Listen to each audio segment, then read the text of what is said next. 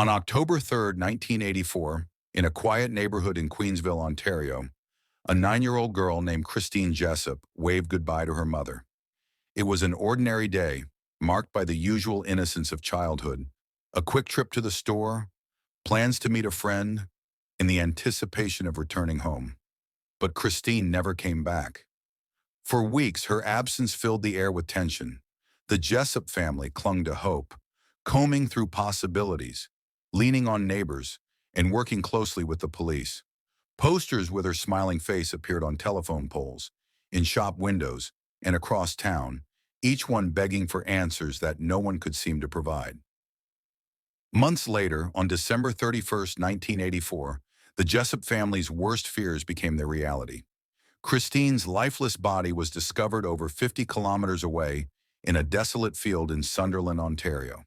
The joyous New Year's Eve celebrations around them were muted as the community grappled with the devastating news. For the Jessops, the new year brought no comfort, only the harrowing realization that their child had been taken from them in the most brutal way imaginable. Her murder wasn't just a crime against one family, it shattered the collective peace of an entire community. The unanswered questions hung over Queensville like a heavy cloud. Who could have done this to an innocent child? How could this happen in a place like this? For years, the investigation moved forward, haltingly, painfully, with no definitive answers. Leads fizzled. Evidence failed to deliver clarity. And Christine's family, left to grieve, endured the torment of waiting for justice that never seemed to come. But the story doesn't end there. After 27 long years, nearly 3 decades of false starts, shattered hope, and unanswered prayers, a breakthrough in DNA technology would finally expose the truth. A name, a face, and for the Jessops, a resolution they had long thought impossible. This is the story of Christine Jessop, a story of unimaginable loss, relentless perseverance, and the revolutionary science that changed everything. Over the next hour, we will examine the chilling details of her disappearance, the relentless pursuit of her killer, and the extraordinary breakthroughs that finally answered the question that haunted her family for nearly 3 decades. Who killed Christine Jessop?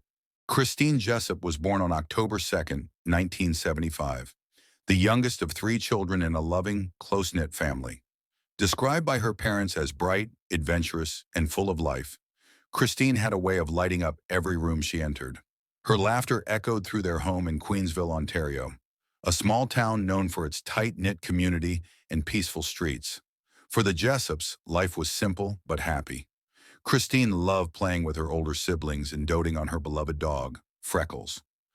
To those who knew her, she was more than just a little girl. She was a symbol of innocence and joy. But everything changed on October 3rd, 1984. That day began like any other. Christine returned home from school, excited about plans to visit a friend later that afternoon. Her mother, Janet Jessop, had errands to run in nearby Newmarket and wasn't able to take Christine right away. Christine reassured her mother it was fine. She would stay home, watch TV, and wait. It was a typical mundane arrangement in their otherwise quiet lives. At 4 p.m., Janet returned home. The house was still. Christine wasn't there. At first, there wasn't any alarm. Maybe Christine had simply gone to meet her friend earlier than planned. But when evening came and there was no sign of her, worry began to creep in. Janet and Bob Jessop reached out to friends and neighbors, asking if anyone had seen Christine. Calls were made, doors were knocked on, and as darkness fell, their worry turned into dread. By midnight, the police were called. Christine Jessop, just 1 day after her 9th birthday, was officially reported missing. What followed was one of the largest and most heart-wrenching searches in Queensville's history. Hundreds of volunteers scoured the area, combing fields, forests, and back roads, desperate for any trace of the missing girl. Local news stations ran nonstop coverage of the search, amplifying the urgency of the situation. Police worked tirelessly, chasing every lead, no matter how small. For weeks, the community held its breath, clinging to hope that Christine would come home safe. But days turned into weeks, and the leads began to dry up. Christine's family grew more desperate with each passing day. The Jessops struggled with the void left behind by her absence. Her empty bedroom, the uneaten snacks still waiting for her return, and the silence that replaced her once lively presence. By November, hope began to wane, though her parents refused to give up. On December 31st, 1984, nearly 3 months after her disappearance, a farmer walking through his land in Sunderland, Ontario, stumbled upon a horrific scene. It was there, in a remote field, that Christine's remains were discovered. Her body showed signs of a violent and cruel death. The news struck like a thunderclap, leaving the Jessops and their community in utter shock. The discovery of Christine's body didn't just mark the end of a search. It marked the beginning of a long and grueling investigation. Detectives poured over the crime scene, collecting what little evidence they could find. The terrain was rugged. The passage of time had eroded key clues, and there were no eyewitnesses to offer answers. Forensic science, still in its early stages, struggled to provide any definitive leads. The investigators faced a daunting task: find Christine's killer in a sea of dead ends and false starts. For the Jessop family, the pain was immeasurable. They had lost their youngest child in a way no parent should ever experience, and now they were thrust into the spotlight, sharing their grief with the world while also pleading for justice. Bob and Janet Jessop, though shattered, remained steadfast in their hope that one day the truth would emerge. But what they couldn't have known then was that the journey to find Christine's killer would stretch on for decades, fraught with heartbreak, missteps, and an unrelenting pursuit of justice. What happened next would shake the Jessop family and the entire community to its core. The search for justice took a tragic detour, sending an innocent man to prison and setting back the investigation for years. In the months following Christine Jessop's murder, the police faced mounting pressure to find her killer. The town of Queensville demanded answers, and Christine's grieving family longed for justice. But the investigation, hindered by the lack of solid evidence, struggled to gain momentum. The Jessops, still reeling from their loss, clung to the hope that whoever had taken their daughter's life would be held accountable. That hope, however, would lead them into yet another nightmare. In 1985, nearly a year after Christine's death, the police identified a new suspect: Guy Paul Morin, the Jessops' quiet and unassuming next-door neighbor. Morin was a musician and beekeeper with no criminal record and no history of violence. But to investigators, his behavior was described as odd. He was soft-spoken, reserved, and kept to himself. Traits that, in the eyes of the police, raised suspicions. There was no physical evidence linking Guy Paul Morin to Christine Jessop's murder, but investigators, desperate for progress, built a case around circumstantial evidence. A neighbor claimed to have seen him on the day Christine went missing, and forensic experts presented hair and fiber evidence that was later deemed unreliable. Despite the shaky foundation, Morin was arrested in April 1985 and charged with first-degree murder.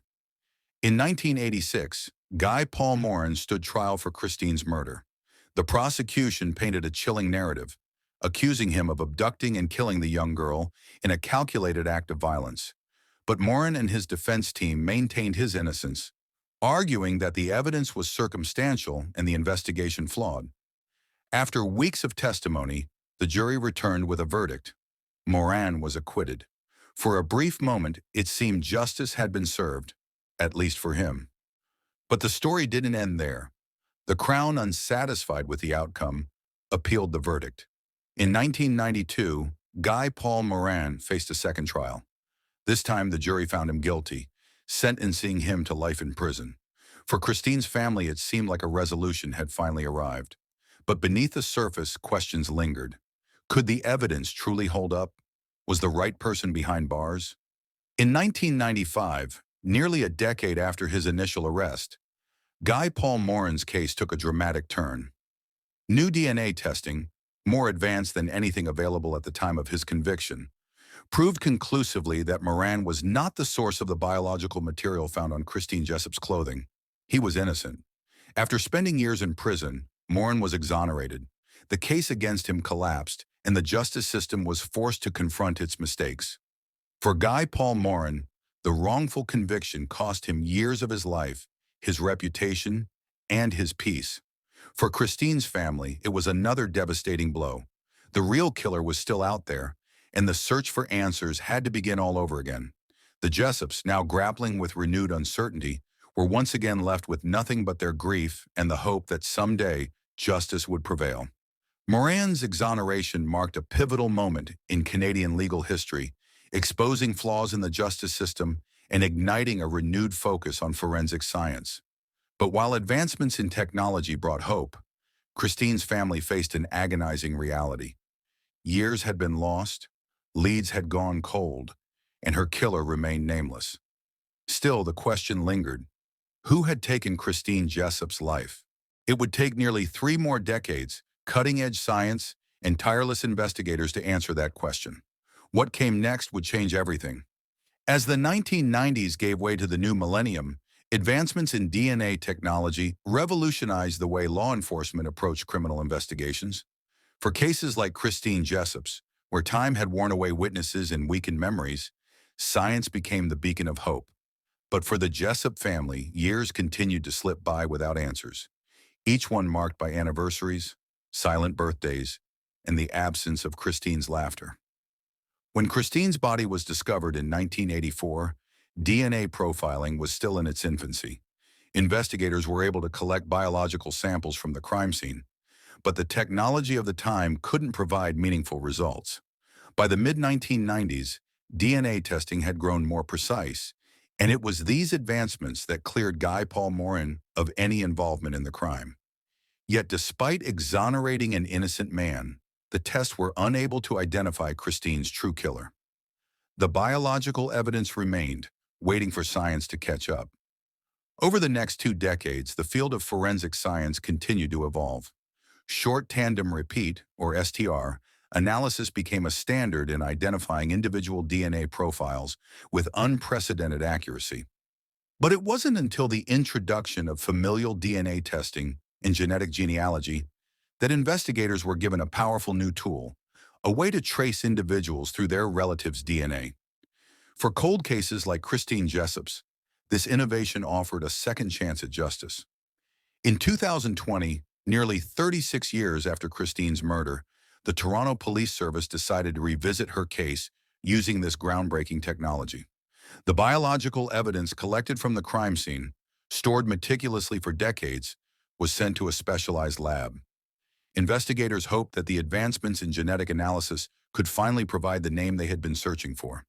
But the process wasn't simple. It required meticulous work, collaboration with genetic genealogists, and an exhaustive search through vast genetic databases. The technique involved comparing the DNA sample from Christine's case to profiles in public genealogical databases. Matches were found, not direct but distant relatives of the individual whose DNA was left at the crime scene. From there, genealogists painstakingly pieced together a complex family tree, narrowing the possibilities one connection at a time. Months of work led to a single, chilling revelation. For decades, the name of Christine Jessop's killer had eluded investigators. But in October 2020, the DNA profile was matched to one man, Calvin Hoover. The Jessop family's long wait for answers was finally over. And yet, the discovery brought with it new questions, new heartbreak, and a grim reality they hadn't prepared for. Who was Calvin Hoover, and how did his name remain hidden for so long?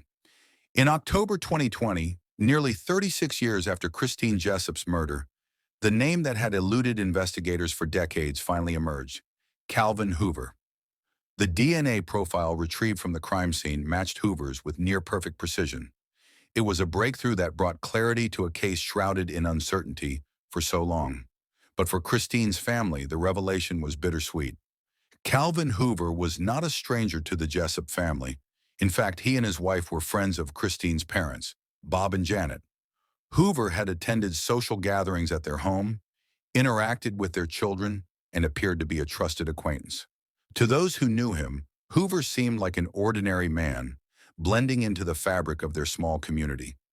But behind this facade lay the man responsible for one of the most heinous crimes in Ontario's history. Investigators determined that Hoover had access to Christine and her family during the weeks leading up to her disappearance. On the day Christine vanished, Hoover's actions and whereabouts were unaccounted for. Despite his proximity to the case, Calvin Hoover was never thoroughly investigated during the initial inquiry. His name appeared briefly in police notes but was never pursued as a suspect, a fact that would haunt the investigation for decades. When questioned about the oversight, investigators admitted that limitations in technology and human error played a role in allowing Hoover to slip through the cracks. At the time, their focus had been directed elsewhere, notably toward Guy Paul Moran. The wrongful conviction of Moran, they said, consumed valuable resources and attention, ultimately delaying justice for Christine. But while science had uncovered the truth, there was one final, devastating twist. Calvin Hoover could not face justice. He had died by suicide in 2015, 5 years before his DNA would connect him to Christine's murder. For Christine's family, this revelation brought mixed emotions. Relief that the mystery had been solved, but heartbreak that the man responsible would never be held accountable in a court of law. Janet Jessop, Christine's mother, described the discovery as a bittersweet moment. "We waited so long to know who did this to Christine," she said. "Now we know, but there's no closure. There are no answers from him, no apology, no justice." Her words echoed the pain of a family who had endured nearly 4 decades of unanswered questions, only to find that some answers had come too late. For the town of Queensville, the naming of Christine's killer brought a measure of closure, but also a reminder of how justice delayed can feel like justice denied. The Jessop family, though grateful for the breakthrough, was left to grapple with a new wave of grief and unanswered questions about Calvin Hoover's motives and actions. The case of Christine Jessop revealed much about the flaws and triumphs of the justice system. It was a story of heartbreak, resilience, and the relentless pursuit of truth. But it also raised critical questions about the role of science, the cost of human error, and the legacy of a little girl whose memory refuses to fade. The naming of Calvin Hoover as Christine Jessop's killer marked the end of a decades-long search for answers. But for those directly impacted, the resolution was not the relief they had long imagined. Christine's family, the investigators, and even the wider community were left grappling with a complex mix of emotions: relief, grief, frustration, and questions about what could have been done differently. For Christine's mother, Janet Jessop, the revelation brought a bittersweet sense of closure. While she was grateful to finally know the truth, she spoke openly about the lingering pain. "There's no justice when the person responsible isn't here to answer for what they did," she told reporters. "We waited so long, and now there's no accountability." The loss of Christine remained as raw as ever, a wound that time had never healed. For Guy Paul Moran, the identification of Calvin Hoover was vindication after years of living under the shadow of a crime he did not commit. Moran's wrongful conviction had already exposed significant flaws in the justice system, including biases, unreliable forensic techniques, and the pressure to close cases quickly.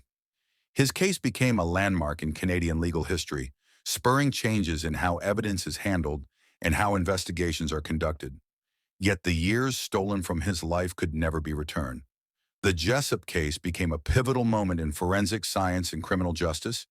It underscored the critical importance of preserving evidence even in cold cases and highlighted the transformative power of DNA technology. In the years following the case, police departments across Canada began implementing more rigorous standards for evidence collection, storage, and review. Christine Jessop's case also helped propel the use of genetic genealogy in criminal investigations. What began as a tool for building family trees had evolved into a groundbreaking method for solving cold cases. The use of public genetic databases, however, sparked a broader conversation about privacy and ethics. While many celebrated the ability to bring long unsolved cases to light, others raised concerns about the implications of sharing personal genetic information. Despite these debates, the success of cases like Christine's has cemented genetic genealogy as a crucial tool in modern law enforcement. Since 2018, dozens of cold cases have been solved using similar methods, giving families the answers they had waited decades to hear. But for the Jessops, the end of their search for truth brought a reminder of the cost of justice delayed. Christine Jessop's story is more than a tale of tragedy and science.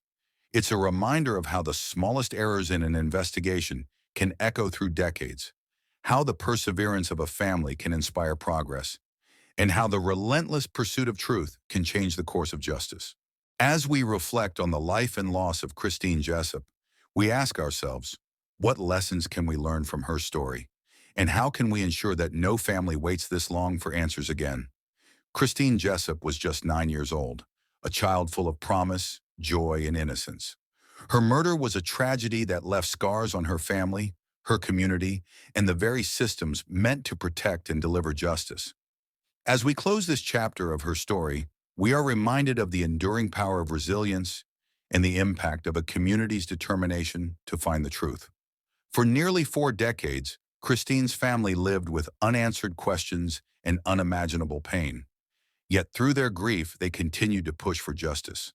Their resilience inspired law enforcement to revisit the case, paving the way for groundbreaking advancements in forensic science and criminal investigations. The resolution of Christine's case is a testament to the evolving power of science. Genetic genealogy and advanced DNA analysis have given a voice to victims whose stories were once silenced by time. But it also serves as a sobering reminder of the mistakes that can derail justice. The wrongful conviction of Guy Paul Morin is a cautionary tale, a stark example of how biases, rushed conclusions, and flawed systems can devastate lives. Morin's wrongful conviction did more than rob an innocent man of years of his life. It delayed justice for Christine. It was a reminder that the pursuit of truth must never come at the cost of fairness and integrity. In the years since his exoneration, Morin's case has been studied as a critical lesson for legal and forensic professionals worldwide. Today, Christine's case stands as a beacon of hope for families waiting for answers. It has inspired a new generation of investigators to embrace advancements in technology, to question the assumptions of the past, and to never give up on the search for justice. It is a legacy that ensures Christine's memory lives on, not just as a victim, but as a catalyst for change. For the Jessop family, the answers they sought came far too late to bring Christine back. But her story and their unwavering love for her have left an indelible mark. It's a story of heartbreak, but also of hope. A hope that no family will have to endure what they did, and that every victim will one day find their voice. As we explored the life, loss, and legacy of Christine Jessop, if her story moved you, consider supporting organizations that work tirelessly to solve cold cases and prevent wrongful convictions. Together, we can ensure that justice is never left waiting. If this case left you as captivated and haunted as it did me, I'd love for you to join this journey through the world of true crime. Don't forget to like this video. It really helps more people discover these important stories, and hit that subscribe button so you never miss a case. I uncover stories like this every week, delving into the lives, mysteries, and lessons that true crime has to offer. Your voice is just as important in this conversation. What do you think this case reveals about human nature? Let me know your thoughts in the comments. I read everyone, and your perspectives often inspire the stories I explore next. And if there's a case you'd like me to cover, or one that keeps you awake at night, share it with me. This channel is about uncovering the truths that matter and honoring the stories that deserve to be told. Until next time, stay safe, stay vigilant, and remember, sometimes the truth is closer than we realize.